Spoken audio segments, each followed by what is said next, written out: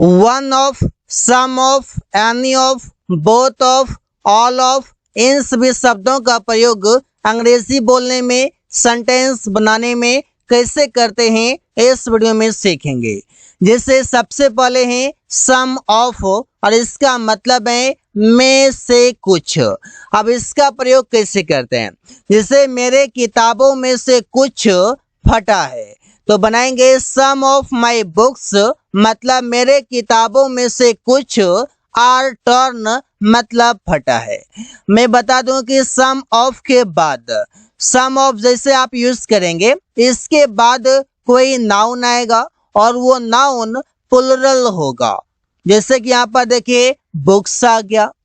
मेरे कुछ दोस्त यहाँ नहीं है, some of my friends are not here. तो यहाँ पर जो अगर नाउन प्लुरल आएगा तो वह भी प्लुरल होगा, ये आप विशेष ध्यान रखेंगे। लड़कों में से कुछ जाएंगे, लड़कों में से कुछ मतलब लड़के अगर 100 हैं तो उसमें से कुछ जाएंगे, मतलब सब नहीं जाएंगे। Some of the boys will go, मतलब लड़कों में से कुछ जाएंगे या कुछ लड़के जाएंगे, इसके लिए भी यही बनेगा। कुछ कलमे खराब हैं तो some of the pens are bad, some of the pens are bad, कुछ कलमे खराब हैं। यहाँ पर सम ऑफ के बाद जो नाउन आएगा, पहली बात तो ये कि ये प्लुरल होगा, अगर नाउन प्लुरल होगा तो वह भी प्लुरल होगा, ये भी बात पक्की है।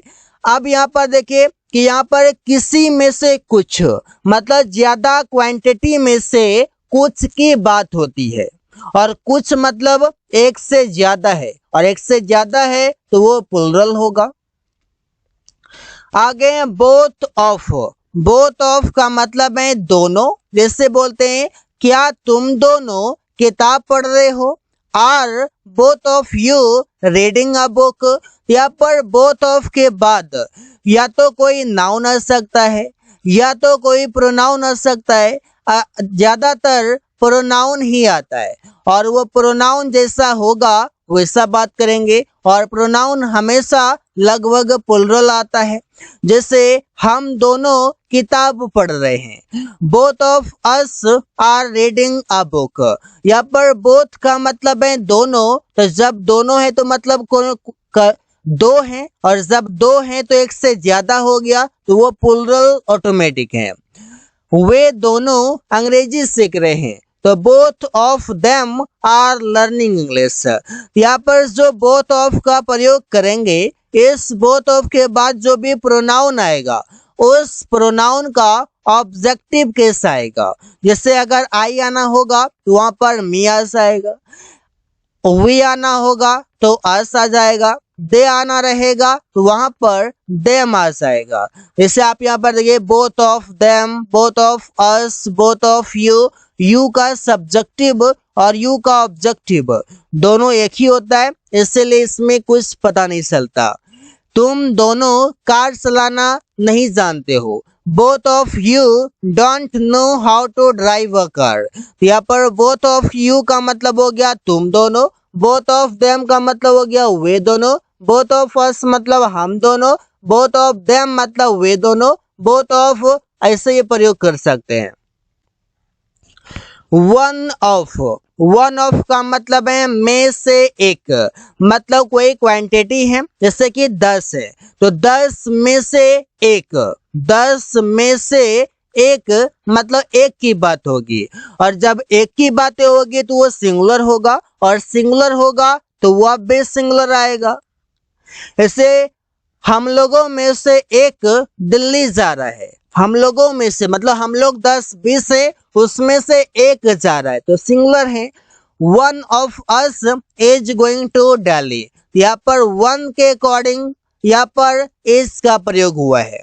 मेरे दोस्तों में से एक के पास नया कार है, मतलब मेरे दोस्त कई सारे हैं, उसमें से किसी एक के पास नया कार है, तो one of my friends has a new car.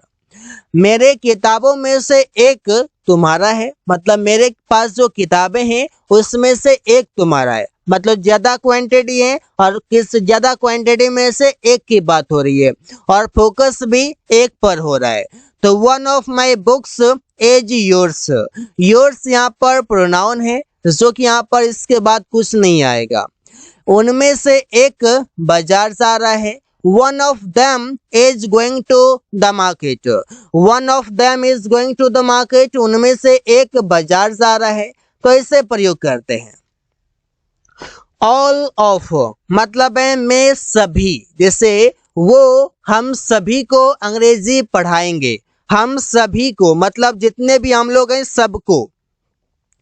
He will teach वो पढ़ाएंगे। All of us हम सभी को इंग्लिश मतलब अंग्रेजी। मैं उन सभी से मिलना चाहता हूँ। I want to meet all of them. All of them मतलब उन सभी से। आप सभी बाजार क्यों जा रहे हो? Why are all of you going to market? All of you का मतलब हो गया आप सभी। मैं आप सभी को पैसे दूंगा। I will give all of you money. I will give all of you money मतलब मैं आप सभी को पैसे दूंगा। मतलब जितने भी क्वांटिटी हैं उनमें से सबके सब।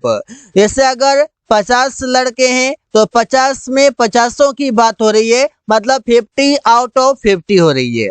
तो जब वहां पर ऐसी बात हो तो वहां पर ऑल ऑफ का प्रयोग करते हैं।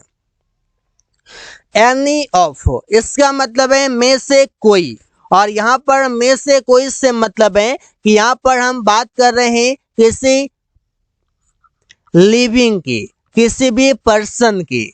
जैसे उनमें से कोई नहीं आया, उनमें से कोई, तो any of them did not come.